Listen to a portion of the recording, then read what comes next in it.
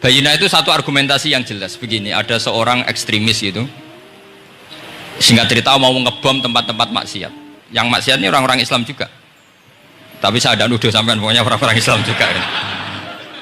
Terus ditanya sama orang yang Islam moderat, andaikan mereka nanti mati dalam keadaan demikian, aina masiruhum, lalu mereka kemana? Ya ilanar, karena mati dalam keadaan maksiat. Terus ditanya sama yang moderat tadi, moderat soleh maksudnya, bukan moderat liberal, moderat soleh. Karena orang kadang salah paham, moderat itu pikirannya terus liberal, tidak, moderat soleh. Terus kata si moderat tadi, akan dzalika muradan nabi, apa umatnya masuk neraka itu yang diinginkan nabi? Kaget si ekstremis tadi, kebetulan ini ekstremis yang masih mau mikir. Terus enggak, itu enggak yang digedaki nabi. Kalau gitu ya jangan, kita tunggu tobatnya, kita proses bersama supaya mereka mau tobat. Karena dukhuluhum annar itu tidak muradan nabi, tidak yang digedaki Nabi Muhammad SAW. Nah, cerita seperti ini tentu ada padanannya. Padanan itu artinya kias ya, kias dalam hadis sahih. Saya yakin hadis itu sahih. Kalaupun itu dhaif itu yata'ayyadu bi fatwal ulama, menjadi kuat karena banyak ulama yang fatwakan seperti itu. Saya pastikan itu diriwayatkan Qadhi Iyad dalam kitab Asy-Syifa, juga diriwayatkan Ihya, juga diriwayatkan di Hayatus Sahabah. Di situ ada sekian sanad sing yuqawi ba'duhu ba'da. Kenapa ini saya utarakan? Karena di kota itu sanggerono hadis itu takokno sahih ta ora. Kadang sing takok ya ndak paham itu. Wong maca kitab ra iso kok takok sahih ta ora. Yang ditanya juga aneh. Terus berusaha jawab. Padahal kadang ya ndak bisa juga jadi. Di hadis itu ada penjelasan begini. Ada seorang Arabi itu orang Bedui, orang yang kurang peradaban. Minta sesuatu pada Rasulullah SAW. Karena Nabi itu udah orang kaya, Nabi udah jutawan, udah hartawan, dikasih. Mungkin kalau uang sekarang mungkin 50.000 atau berapa. Orang itu gerutu senggerutu-gerutunya. Nabi kok pelit gitu, kira-kira seperti itu. Akhirnya sahabat ini merasa tidak nyaman, ingin, karena ini Arab ya, ingin mengadili ini. Saya membahasakan mengadili itu ya ada Arabnya, karena kadang ada riwayat misalnya fahamma ayyadribuhu, nanti juga repot, ayat tuluhu juga repot. Makanya kalau ke Jawa itu kadang maknani bahasa Arab itu bingung, dan memang baik bingung daripada enggak bingung. Karena kalau yang enggak bingung itu keliru pede. Misalnya jika istri kamu agak rewel itu begini-begini, terus ada kalimat wadribuhun, maka pukullah. Itu kalau orang nggak bingung langsung diterjemah mukullah, nanti dilaporkan Komnas HAM gitu. Tapi kalau yang bingung itu akhirnya tatallub mencari-cari. Ternyata di semua tafsir disebut dorban ghairu mubarrihin, ya mukul tapi yang tidak menyakiti. Jadi kekeliruan itu pasti dimulai orang-orang yang nggak bingung.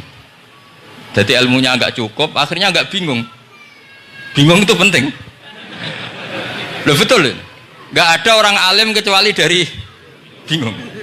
Karena orang alim itu nggak bisa pede. Karena referensinya banyak, kemungkinannya banyak. Sehingga mesti pikiran pertama kalau ada lafadz ini maknawi apa lafzi.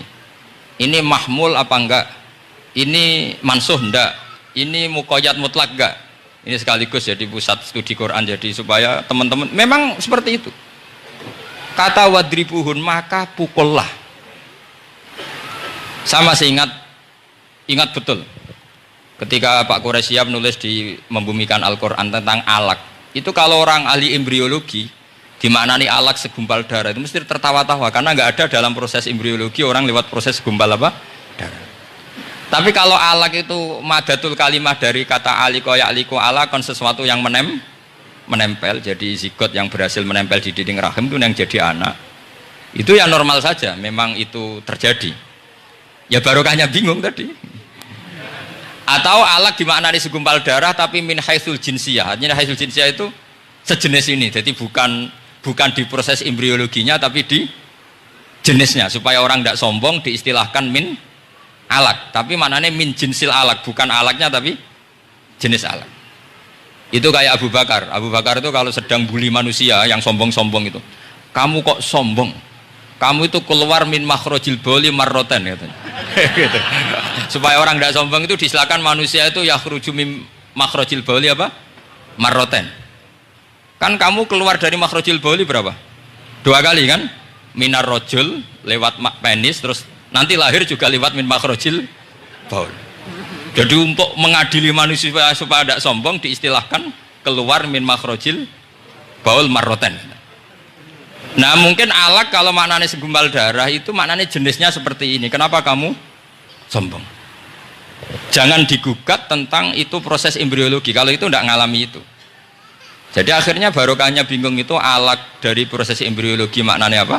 Aliko ya aliko alakon, sesuatu yang apa? Nempel, yang sukses nempel di dinding rahim. Tapi dari segi jenis mendidik tawadu, mendidik khafdul janah lil mukminin, mendidik adzul wal inkisar, rasa hina, nah, itu dengan makna tadi. Saya teruskan. Si Arabi tadi karena dikasih 50.000 gerutu terus akhirnya Nabi memanggil Arabi tadi karena mau dipukulin sama sahabat. Nggak tahu mau dipukulin atau mau dibunuh, nggak tahu, pokoknya dikerasin tadi. Makanya nggak usah diterjemah. Kalau diterjemah nanti jadi bingung. Terus akhirnya dibawa sama Nabi, diajak masuk, dikasih banyak sama Nabi. Kasih banyak, ditanya sama Rasulullah, kamu sudah puas ya Arabi? Sudah ya Rasulullah. Hebatnya Nabi apa? Kamu harus menjelaskan ke semua sahabat saya kalau kamu sudah puas, karena tadi kamu ngomong yang bikin sahabat saya dongkol. Terus sekarang harus mengkonfirmasi. Ya Rasulullah. Di depan umum juga Nabi ikut. Ini Arabi tadi minta saya tak tambah, terus dia puas. Ahakada ya Arabiyu? Naam ya Rasulullah. Fajazakallahu min khairin wa asyiratin. Dia tegas, naam ya Rasulullah. Nah, pelajaran dari hadis ini adalah kalimat ini. Ini harus diingat-ingat. Setelah Arabi tadi puas, sahabat juga tahu apa pernyataan puasnya Arabi tadi. Nabi ngetikan begini, masalu hadza, perumpamaan orang ini dan saya itu seperti orang yang punya unta atau sapi atau kambing yang syarodat, yang liar. Fattaba'ahan nasu, kemudian orang-orang ikut membantu nangkat. Falam yaziduha illa nufuran, bantuan manusia-manusia ini malah tambah lari karena ini semua orang ini asing. Bagi unta ini kan asing, yang nggak asing kan hanya pemilik. Nah, terus kata si pemilik unta tadi, khallu baini wa baina naqati, sudah saya tidak usah dibantu. Fa ana arfaku, biasa lebih sayang kepada unta saya. Orang nggak ikut bantu semua, terus kemudian unta itu dipanggil, fa akhadha minkum amil ardi, kira-kira diambilkan rumput, terus unta itu mau nurut. Intinya apa? Kalau orang nggak bakat kiai, nggak bakat dai ilallah, kok ngajak-ngajak Islam itu falam yaziduha ila nufuron, kira-kira gitu.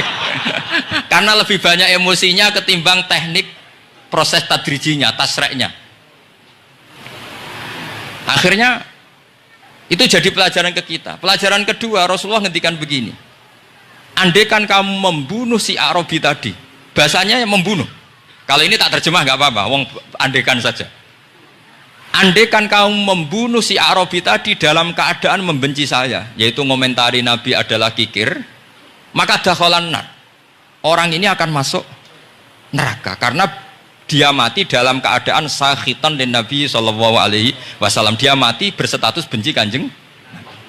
Tapi uniknya dalam Islam segampang itu. Ketika si Arabi tadi mencintai Nabi itu karena dibayar, karena diservis. Dan itu cukup loh dalam Islam itu.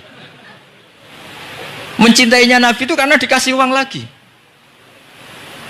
Akhirnya dia senang Nabi meskipun karena dikasih uang. Tapi jangan diteruskan, setelah senang Nabi dibunuh masuk surga, ya tidak usah gitu. Nanti jadi repot tadi.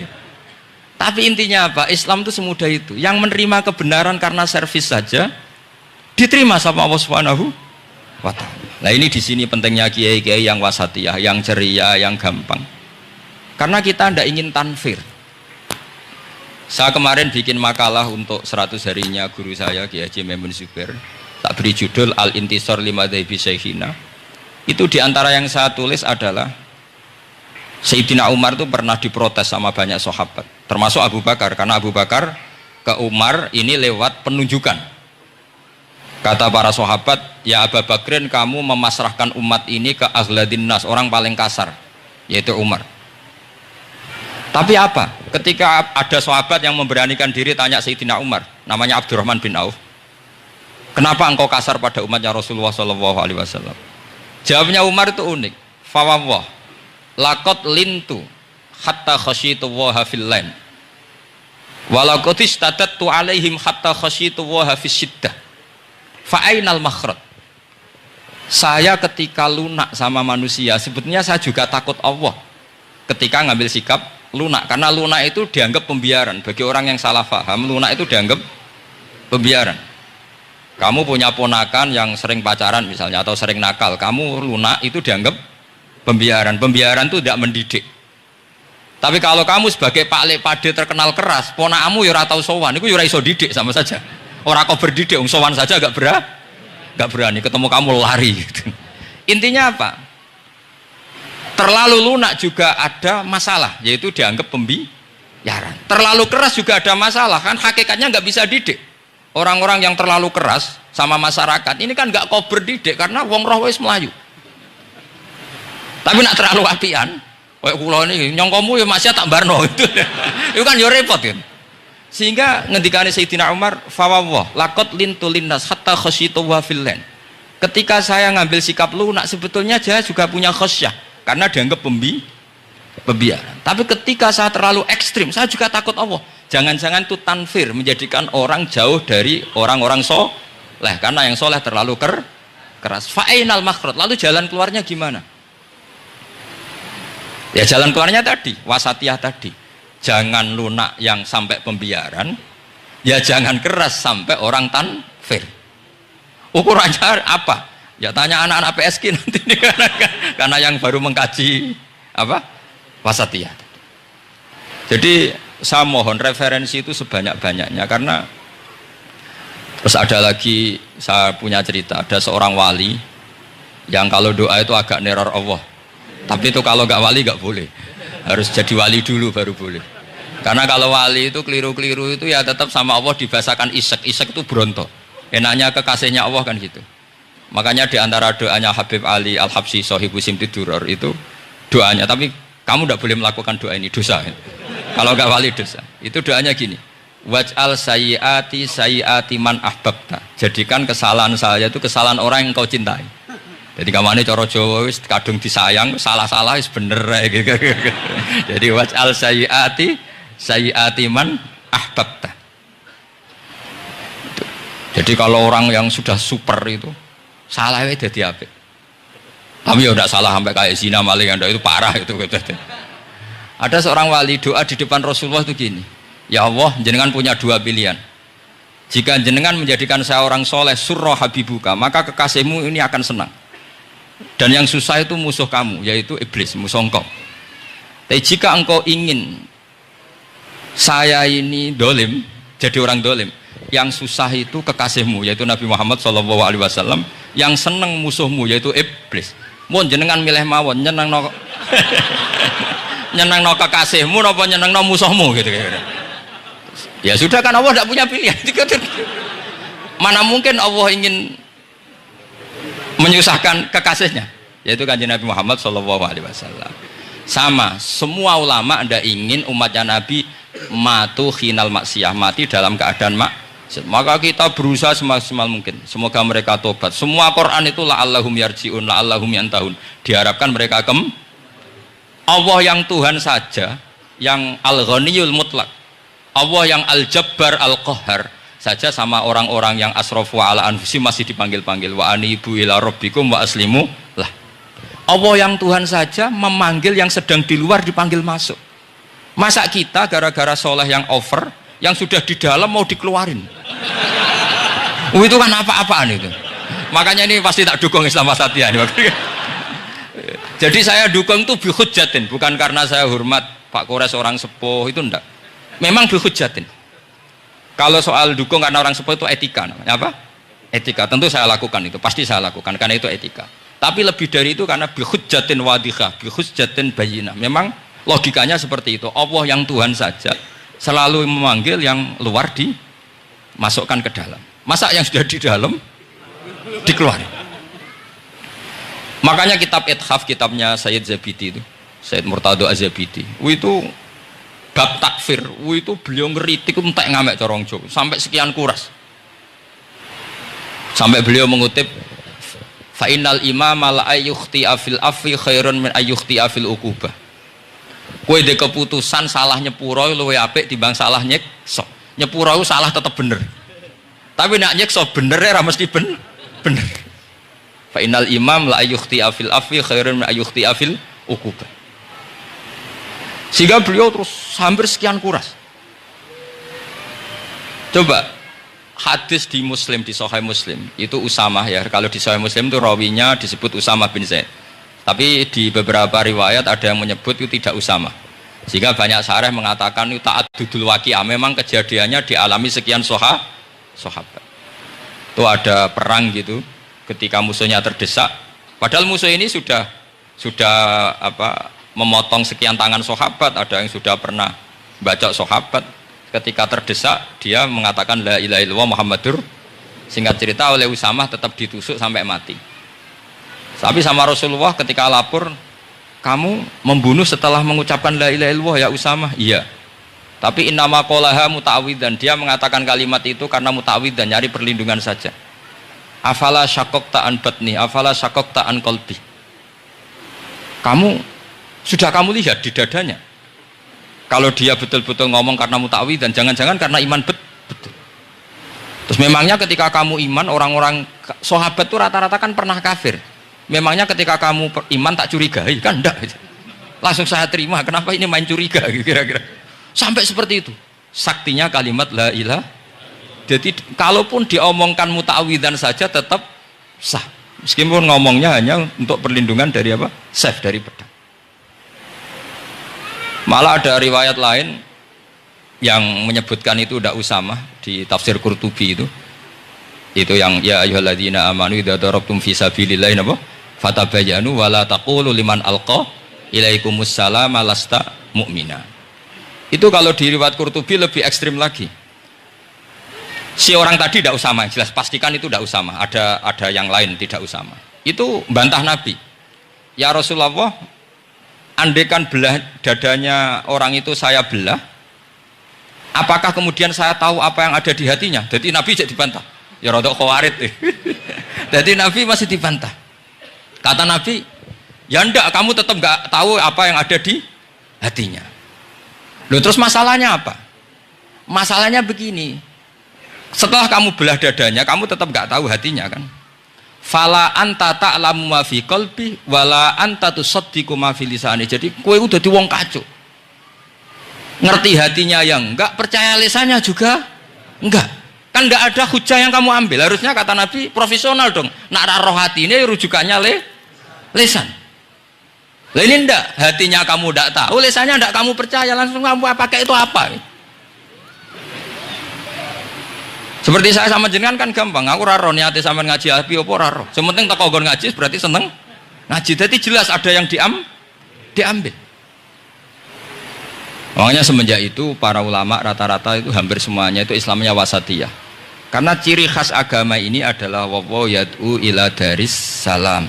Selalu memanggil-manggil supaya orang masuk. Enggak ada ayat wallahu yukhriju min daris salam, itu enggak ada.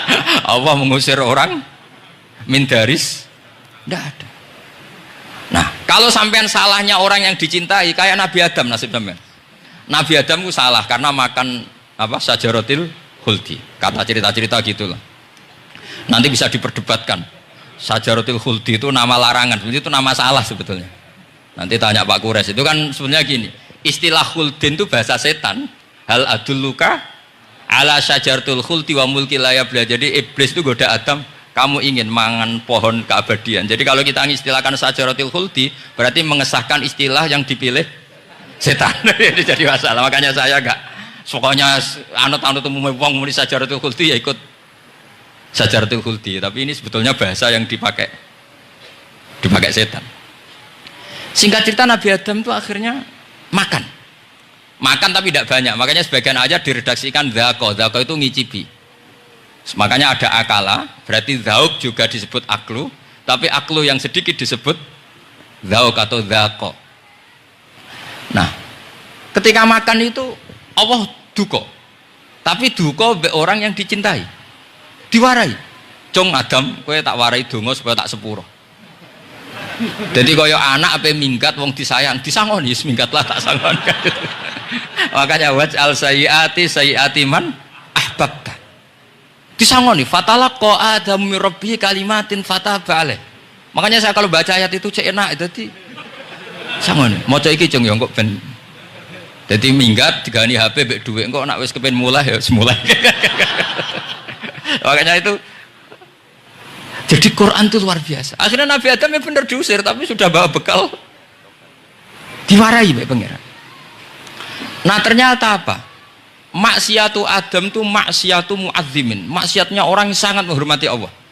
Jadi kalau kamu ingin jadi wali itu pertama harus kamu berstatus al-muazzim, al-musabbih. Ternyata kata kuncinya gini, kata tafsir Ibnu Katsir ini. Waqo sama huma inni lakuma laminan nasihin.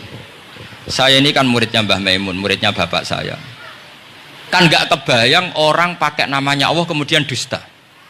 Jadi Nabi Adam dirayu setan kayak apa itu nggak pernah tertarik, nggak pernah tertarik. Tapi akhirnya setan bilang, wallahi demi Allah, bahwa saya menyuruh kamu makan buah khudul itu laminan nasihin. Wallahi, pakai kata wallahi. Terus Allah ya sudah merevisi larangan itu, sekarang sudah bilang boleh katanya. Nah karena kata pakai wawahi, terus kata Nabi Adam, fawawah wa izzatika ya Rabbi, ma dzanantu anna ahadan yahlifu bika kadziban. Ini dawuh Nabi Adam. Adam wis tak kandhani kok ora nurut alasan apa? Terus Adam atau pangeran wa izzatika, demi kehormatanmu ya Allah, fawawahi ma adzunnu anna ahadan yahlifu bika kadziban. Saya tidak pernah ngira ada hambamu, ada makhluk kemudian mencatut nama engkau kemudian dia dusta. Kenapa saya sebut-sebut nanti tadi asmane Mbah Mun? Andaikan saya punya teman biasa bodoni saya, biasa bodoni saya, nipu saya, terus bilang gini, Gus Bah jenengan ditimbali Mbah Mun, dan dia sumpah, kira-kira tak pikir apa enggak? Enggak, pasti saya langsung meskipun ya dibodoni. Karena saking wibawanya Mbah Mun sehingga saya enggak ngecek lagi orang ini bohong apa tidak. Nah, Nabi Adam saking wibawanya Allah di hatinya Nabi Adam, kita disebut wawahi. Allah sekarang ngalalkan itu, sudah tidak pikir panjang, karena dia tidak pernah ngira ada orang mencatut nama Allah kemudian dia dusta. Seperti di dunia santri misalnya ada yang dipanggil Habib Ali, mosok disumpah sih, tenang tau ora. Oh itu mesti teman yang biasa bodoni sampean lah, mesti langsung sangat takutnya kan gitu. Sampean takut istri dibilangi teman, bojomu nelpon, wah langsung ulang. Itu mesti tidak dikonfirmasi lagi itu, saking takutnya itu. Nah Nabi Adam itu seperti itu, saking takzimnya kepada Allah sehingga ketika disebut wawahi, nah itu yang kata kuncinya waqo sama huma inni lakuma laminan nasihin fadallahuma bihur. Itu kalau sampean teliti, ini kesangannya Pak Kures pakai madatul kalimah itu kelihatan. Fadallahuma itu rujuknya ke iblis. Jadi Adam di situ korban terus. Kan waqo sama huma, iblis sumpah ke Adam Hawa, fadallahuma, iblis menunjukkan Adam Hawa, sehingga dia dua orang ini maksiat itu semuanya korban, dia hanya sebagai objek, kreatornya yaitu iblis. Tapi Nabi Adam sampai tertipu tuh gara-gara tadi wa izzatika ya Rabbi ma adzunnu anna ahadan yahlifu bika kadziban. Ketika menyebut nama engkau, saya tidak pernah mengira ada orang menyebut nama engkau kemudian dia dusta. Saya bayangkan orang paling brengsek sekalipun teman saya kalau bilang Gus sampean dipanggil Mbah Mun, tentu tidak saya pikir lagi. Atau di pondok sini, Kang diceluk Habib Ali, ditimbali Habib Ali, sampean konfirmasi apa enggak? Enggak kan? Apalagi ini Allah Subhanahu wa Ta'ala. Jadi wong nek sebakat wali itu begitu. Nah kalau jenis ini kok salah, itu waj'al sayyiati man ahbab. Kanjeng Nabi dalam lahirnya juga pernah salah dalam lahirnya, karena Nabi memberi izin orang-orang munafik gak ikut perang. Salahnya secara fikih adalah kewajiban perang zaman itu, karena zaman itu memang orang-orang kafir juga merangi kita sehingga kita dibolehkan merangi. Jangan hanya cerita Nabi perang berarti perang syariat aja gitu. Nabi perang karena diperangi, jelas ayatnya udzina lilladzina yuqatalun, diberi izin bagi yang ngalami yuqatalun di perangi, baru diberi izin perang. Jangan langsung bangun tidur perang, itu nggak ada ayatnya. Qatilul ladzina yuqatilunakum, merangi yang merangi kamu. Wa akhrijuhum ya min haitsu akhrajukum, ngusir yang ngusir kamu. Jadi perang itu akibat bukan sebab. Akhirnya Nabi itu secara fikih itu salah. Secara fikih lah, karena memberi izin orang munafik. Tapi Allah ketika sama Rasulullah Muhammad SAW, karena kekasihnya, ngendikane sudah dimulai afawwahu angka. Muhammad tenang wae wis tak sepuro. Cuma aku takok kena apa kok buka izin. Tapi itu kalimatnya afawwahu dimulai dengan kalimat yang menyenangkan, afawwahu. Jadi ibarat sampean salah sama orang tua. Wes sepeda mbok go ora pamit itu ora salah. Cuma aku tetap takok alasan apa gitu loh. Tapi bilang wis gak apa-apa, Cung. Sepeda motor mbok gowo mbok dol iku ora apa-apa. Cuma aku takok kena apa. Tapi mukadimahe ora apa-apa sih. Kayak apa Allah sama nabinya. Jadi mengkonfirmasi saja dimulai dengan afawwahu an. Lima adin talahum. Wong karwan wong munafik gak ndek ngamal malah mbok ora perang. Ya malah ora tauhid magama. Jadi makanya terus orang-orang soleh kalau berdoa apa? Waj'al sayyiati man ahbabta. Ya Allah, jadikan kesalahan saya adalah kesalahan orang yang kau cintai. Nah, yang paling dicintai Allah tentu umat Rasulullah sallallahu alaihi wasallam. Sama yang tak beri ijazah. Kali ini tak ijazahkan nggak apa-apa, karena ini hadis sahih musalsal. Umatnya Nabi kok gak enak bi. Kontrak ebek pangeran sebelum salah itu sudah ada kontrak. Makanya Nabi itu ngendikannya bangga sekali. U'titu khamsan lam yu'tahunna nabiyyun qabli atau ahadun min qabli. Saya diberi 5 hal hadiah sama Allah yang umat sebelumku, Nabi sebelumku tidak diberi hadiah itu. Di antara hadiah itu terbesar adalah wa'u'titu khawatima suratil Baqarah. Saya diberi hadiah akhir dari surat Baqarah. Kok ada hadiah gimana? Allah itu sudah naikkan kontrak dengan kita. Kita disuruh doa sama Allah. Rabbana la tu'akhidna in nasina waqtana. Ya Allah, suatu saat saya salah. Padahal kita pasti salah. Suatu saat Gusti, suatu saat kita salah. Jangan kasih sanksi loh. Oke, mau oke. Itu kok udah enak gimana? Sebelum kita salah, naikkan kontrak sama Allah. Rabbana la tu'akhidna in nasina aw akhtana. Ya Allah, jangan jatuhkan sanksi kepada kita jika suatu saat saya lupa atau salah. Qala na'am, Allah jawab nah. Makanya Nabi senengnya bukan main tentang apa? Saya diberi hadiah akhir surat Baqarah. Tapi sekarang jadi fitnah tadi. Yang kiai NU baca itu dipakai tahlilan, kadang-kadang yang baca agak paham. Yang kritik juga agak paham. Jadi ya sudah, innalillahi wa inna ilaihi raji'un. Sebetulnya itu diabadikan di tahlil itu karena itu surat yang luar. Tapi sebagian yang baca agak paham, sehingga ya dingin saja wong enggak paham. Tapi kalau kita yang paham itu luar biasa. Wong belum salah, sudah ada perjanjian la tu'akhidna in nasina aw akhtana. Sama Allah dijawab, nah, yo umatem nak salah orang langsung tak siksa. Aman. Maksudnya dintain tobat aja terus salah terus. Kayak apa? Makanya beda. Nabi itu begitu bangganya dengan surat akhir surat apa? Baqarah. Terus tafsir kedua, umat ini adalah umat yang sifat Allah itu selalu aktif dan dua-duanya aktif. Ini perlu saya sampaikan berkali-kali, dua-duanya aktif. Jika orang soleh itu nggak boleh mengadili orang dolim. Itu umatnya Rasulullah SAW. Begini logikanya ya.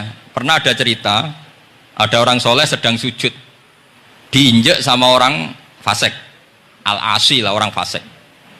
Karena orang soleh ini diinjek, orang soleh, bawaan orang soleh itu ya kadang gampang marah, bawaan orang soleh. Tapi pas marah itu nyatut nama Allah. Fawawahi la yaghfiruwahu laka, pakai nama Allah. Andai kan dia bilang asemane kue itu malah gak apa-apa gitu. Karena misoh-misoh sendiri itu kan urusan dia, tapi pakai namanya Allah. Fawawahi la yaghfiruwahu laka. Allah tidak akan ngampuni kamu. Itu Allah langsung memberi wahyu ila nabi hada zaman, ke nabinya zaman ini. Allah ngendikan gini, ini yang cerita Rasulullah. Mangdalladzi yata'alla alayya alla aghfira li fulan.